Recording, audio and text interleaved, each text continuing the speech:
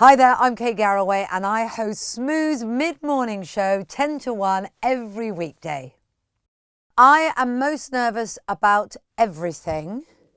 I think it's going to be really scary. I feel excited by the idea of meeting all these new people, these big famous stars. I think that would be really fun. But everything else I'm terrified about. So I'm terrified how you get in there. I'm terrified about sleeping outside. Not a big camper, if I'm honest. I'm terrified by the lack of food. I get quite emotional when I don't have a lot of food, a lot of tears. So I don't know really how that's going to be, so I'm worried about that. On the other hand, I'm rather nervous about the eating challenges, which look absolutely disgusting to me. So I'm terrified about the lack of eating and the really horrible eating. I'm not a big fan of snakes. That's my probably biggest animal fear. Not massively keen on bugs, spiders, rats. I mean, if only there was a challenge which involved lying down, having a lovely massage by kittens. That would be my kind of trial. Beyond that, it's all a bit scary, to be honest. Well, it's a very good question. Why did I decide to do the jungle? At this point, I can't remember. I can only assume it was after a very long lunch. The truth is, it's an incredible show. And I think it's actually an honour to be asked to be part of it. It's very exciting to think that you are a celebrity to go into the jungle, actually, because I'm somebody that normally interviews celebrities. So it's quite exciting to be included as the celebrity as well. So it's very exciting to be taking part. And I think I was so struck by the honour of it all that I forgot how horrific it's going to be, basically. I mean, they're all as bad as each other, aren't they? I don't know whether my biggest phobia is heights or small spaces. I think it's probably the small spaces compared with what's in the small spaces with you. I think that combination is probably the most scary. But it's all pretty scary, to be honest. How long do the kids and my husband think I'll last in the jungle? I think they probably think that I will be out straight away, and maybe I will be. Darcy, my daughter, doesn't really have much hope that I will tough it out in any way or do any of the trials. We've been watching old series and she says, you'll never be able to do that. You'll never be able to do that. So I'm kind of hoping I prove her wrong. And I can do some of it. But yeah, I think I could be first back by the pool in the Versace watching everybody else, which wouldn't be the end of the world, actually, thinking about it, so why not?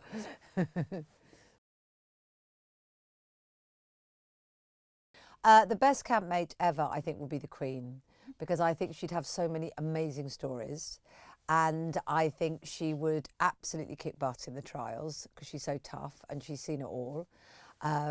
She'd also organise the camp brilliantly, wouldn't she? No one would give her any nonsense.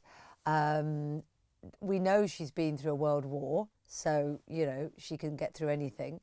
So I think she'd be the best ever campmate. The worst ever campmate to be in there with me? I don't know.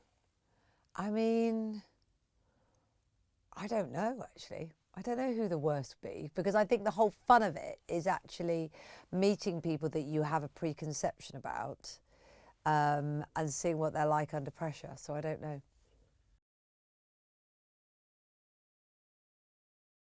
I think I'll miss everything from home. I think I'll miss the kids. I think I'll miss my husband, friends, family, duvets, doors, ceilings, carpets, rooms without snakes, rooms without huge spiders the size of your head. I will miss all of it from home, I think. Who has been my favourite ever winner? Well, I'm really lucky actually because of working in breakfast TV for so long. I have interviewed every single winner that's come out, including Tony Blackburn, the very first one. And I remember him getting off the plane and being absolutely dazed and bewildered because, of course, it was the first series, so nobody knew in the camp what reaction was happening outside for the rest of us. So I guess that's my favourite because it was just a look as he came off the plane of like, what the heck? That was brilliant. I think the sitting around the camp is going to be the most fun bit because I think that's a chance to kind of chat to people without any distraction, to find out their stories. I think that would be really, really good fun. And as for having nothing to do, I'm just so looking forward to having no alarm clock and just waking up. I might just sleep 24 hours a day for the first 4 days. It'd just be amazing. I think I would love to take that in there with me, or certainly their songs, because they're so appropriate, aren't they? I'd have Patience for when I was getting a little bit hungry, everything was getting to me. I'd have Pray when I was about to face the trials. And then I'd love to have Rule the World because I just think that's one of those songs that makes you feel good and feel powerful. So yeah, I'd love to have those in there with me.